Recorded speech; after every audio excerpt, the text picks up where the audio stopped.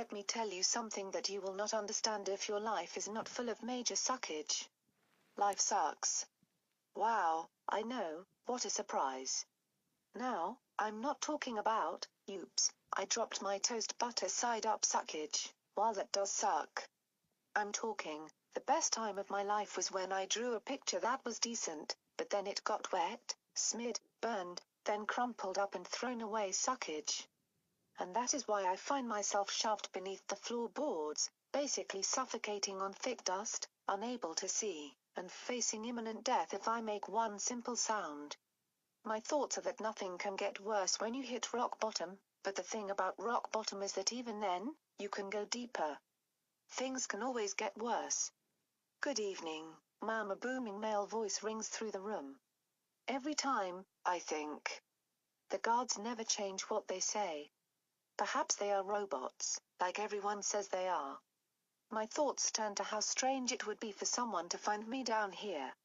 It's not normal for a 16-year-old girl to be shoved beneath the floorboards.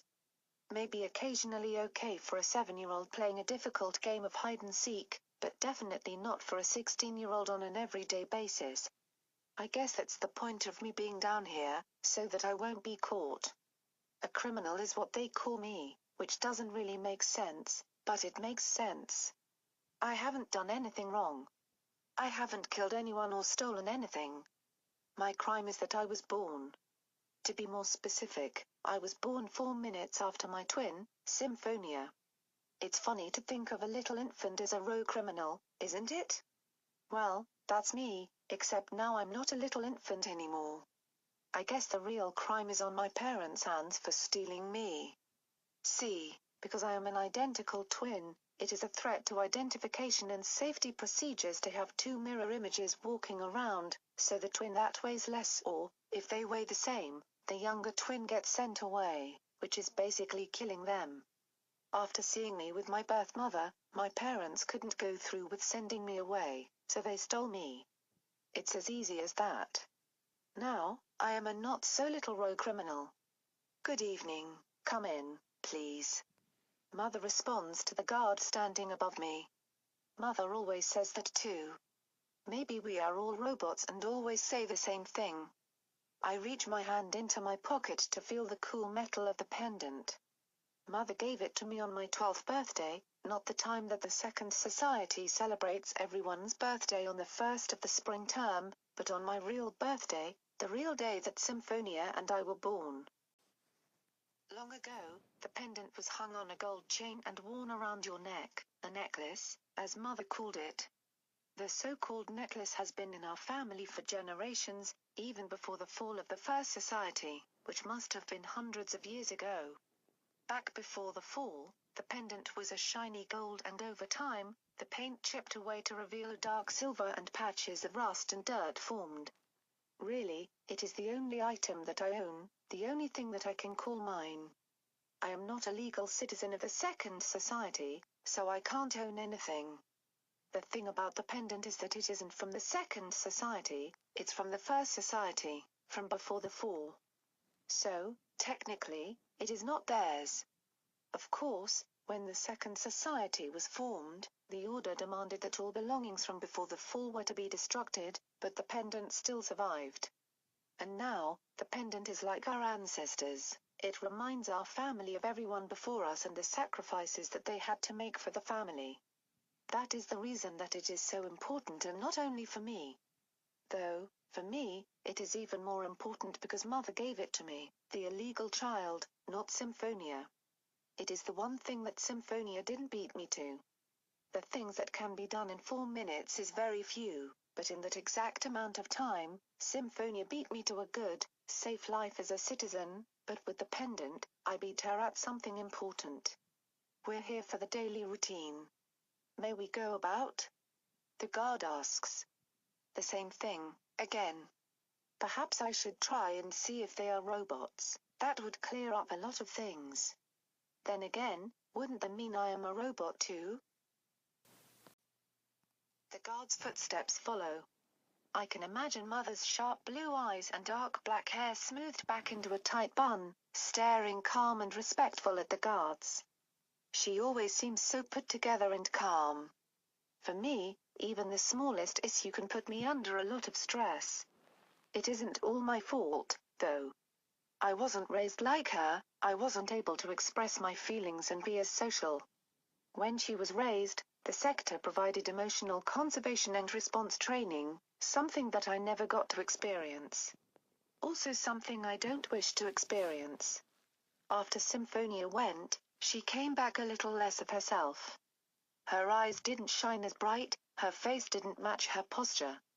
I don't know what happened during emotional conservation and response training, but it changed Symphonia, replaced her with a version of herself that wasn't completely what she was when she left. I run my fingers over the rough wood of the floorboards above me, remembering the look Symphonia gave me when she returned that day. She had a bright smile, but she didn't fool me. I could see her smile wavering, the corners of her lips shaking. She denied my statements that something bad had happened, but I knew something had, whether Symphonia said so or not. I never figured out what happened that day, and I don't think I ever will. That is just one of the many things that I hold against the order. The pounding footsteps of the guard ring in my ears as they get closer and closer to where I'm hiding, then his footsteps sound right on top of me. All I can think of is the guard finding the crack of the loose plank in the floorboards and opening it up to find me squeezed inside. What a pleasant surprise for guards to find they weren't doing their jobs correctly for a whole 16 years, that they'd let a 16-year-old girl live illegal under the floorboards for her whole life. The guards have been here many times and passed right by my hiding spot, but I always tense when they come near, always a little scared of what will happen if they do find me for once. I do know what they will do to me, well, I almost do. If they find me, they will send our family to the Forsaken, except possibly Gage, my older brother, if he can somehow convince the Order that he didn't know that Mother and Father stole me from death. He does, however, know about me, though he only lived with me in the residency for 4 years before he was wed and moved into a residency with his wife. No one really knows what the Forsaken is except the Order. The extent of our knowledge is that you are marked with a hot metal bar and are never seen again. People say that they kill you, while others say that they keep you chained up the rest of your life, but no one knows with complete confidence. As always, though, the guard passes right over me without a second glance. It is funny how they call it an inspection, while they can't even notice a loose floorboard for 16 years. "How are you today, sir?" I hear Mother trailing behind the guard as they walk into the kitchen. No food is ever prepared in there like they did in the First Society because meals are delivered through the chute for every meal, but everyone still calls it a kitchen, nonetheless. The proper term would be somewhere around dining room. "I am grateful for the honor of being a trusted guard of this sector, ma'am," the guard answers, sounding like he's quoting a book, no doubt his occupancy manual. That is one more thing to add to the robot theory. "Very well then, would you like anything to drink?" Mother responds, sounding distant from in the kitchen. "I'm not to take anything from the people." "I see," she answers, sounding disappointed from his rejection, though I know she would complain about him taking up her offer if he did. She isn't too thrilled about the guards, even if Gage's occupation is as a guard. She's repeated over and over that she wishes he had been chosen to work at the nutrition center where there is no way he can get hurt. As the guard continues the daily inspection, I get bored of trying to figure out what is happening and imagine what it would be like if I was a legal citizen, if the Order allowed identical twins and 3 children instead of 2. I've done it many times before, but each time is different. There is always something new and exciting that would happen. This time, I imagine going to the academy for schooling. Oh, what I'd do to go and learn like everyone else does. Symphonia has talked about how boring it is, but anything is better than learning the way I do, through reading textbook after textbook after textbook. I also wouldn't be stuck in this gosh forsaken residency, which is an added bonus. Though this hopeful dreaming helps the time pass, I know that none of it is even probable. I will never even step foot outside until the Order realizes that I am here. Then my inevitable sentence to the Forsaken will begin and I'll finally know the truth about what it is. It seems like forever before the guards leave our residency and even longer to make their designated rounds around our street. Mother insists that I can't come out until they are out of view from the gigantic windows in the residency, even if the curtains are pulled shut. The guards might not recognize that I don't belong, but they would know that I am not at recreational hours spot. After a long time of waiting, I hear my mother knocking above me, signaling that the guards have left and I can come out. I push up on the loose floorboard and bright light seeps between the cracks, searing my eyes. I pull myself up from the hole, closing my eyes from the intense change of light. A flush of cool, fresh air fills my lungs. Being trapped under the floorboards is like covering your head with a blanket. The air around you warms and becomes hard to breathe. When I open my eyes, I am welcomed with the familiar sight of the main room, auburn floorboards and sleek white walls. There is only one piece of furniture in the whole room, a white, velvety couch on the back wall. It is a bit misplaced without any other furniture in the large room, but there is no point in having a room without anything in it, and the couch serves a purpose. Whenever there are broadcasts with news, a screen descends from the ceiling and the couch is stationed right in front of it for us to watch. As soon as I place the floorboard back where it belongs, the front door slides open and Symphonia steps in. Her usual pure white day clothes are covered in a dark brown mud, but Symphonia doesn't take much notice to it. I take a quick glance at the windows to make sure the curtains are closed before I question her. Sure enough, they are closed tight, so that hardly any sunlight can get in. "What happened to you?" I ask, turning back to her very visibly dirty clothes. "I went to nature for recreational hours. Brizenne and I planted flowers by the Atrix," she says, trying to brush off some patches of dirt with one hand and holding a few textbooks in the other. I wonder what kind of flowers they decided to plant in front of the Atrix this year. Last year, they had landelion, which is supposedly the mutation of a pesky flower during the First Society. The order said planting the landelions symbolized how the First Society mutated into something even better as it formed the Second Society, just as the pesky First Society flower formed into the beautiful landelion. "Brizenne?" I ask. I don't think she's talked about him before, and her social life is my social life because my social life is non-existent. "A new friend." She pauses. "Anyway, enough about me," she trails off. "I brought you something." Her brilliant blue eyes that match mine shine as she motions to the textbooks. I smile. More boring learning for me, yay. It's the closest thing to an education I'll get. I take them from her arms thankfully. Textbooks are a bittersweet thing, good for education, horridly boring to read. As I pull them from her arms, I hear the soft patter of footsteps behind me just in time to realize that Mother is coming. Here we go, I think. "Symphonia, you better run."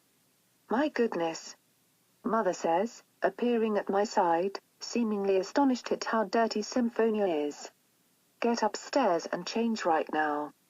You look like you went trekking through the woods. What would the people on the mag think? What about your peers?" Mother looks absolutely horrified of the thought that people would see her like this. Honestly, she doesn't really seem the type to try and save an infant from being killed. Perhaps it was Father who tried to convince Mother to steal me. Symphonia looks to the ground, trying to look ashamed, but I can tell she's just annoyed with Mother and doesn't want to make her angrier. "Yes, Mother. Nightly meal and further should arrive soon," Mother says as Symphonia marches up the stairs. Mother's voice is still tense and high-pitched from yelling at Symphonia, and she shakes her head at the dirt behind Symphonia. Well, it could have been worse. Everything can be worse. At dinner, everyone sits in silence. I can't help but notice how tense and stressed Mother looks. It could be work, maybe she's nervous about a presentation she has to present soon. She has been having to do a lot of presentations lately, especially because there is going to be the first set of quadruplets in a few years. I wonder what it would be like to be a quadruplet. I am a twin, but what if it wasn't only me and Symphonia? What if there were 2 other children? Would mother and father have taken them in with me too? We wouldn't have quite enough food and hiding spots for 2 other children. Would the other children change mother and father's mind about me? Would it make them not take me because they would already have to kill 2 other children? I mean, what's one more? Midway through dinner, Symphonia sets down the fork that we are sharing because the chute only gives us 3 portions and 3 sets of silverware. I have some exciting news. Symphonia's voice is barely audible, as if the news isn't actually that exciting. Instead of looking at mother and father, she looks at me. Father grunts, telling Symphonia to elaborate. I'm going to have my Prio-AT, she says, her voice still low. She doesn't turn to look and see how mother and father react, but she stares at me. I don't know what to do. I don't want to be happy, but I don't want to be disappointed, so I don't show any expression, only raising my eyebrows, which can be interpreted in many different ways. The Prio-AT, Preoccupation Assignment Test, is preparation for when occupations are assigned at 18. The thing is that Symphonia will never actually receive her occupation.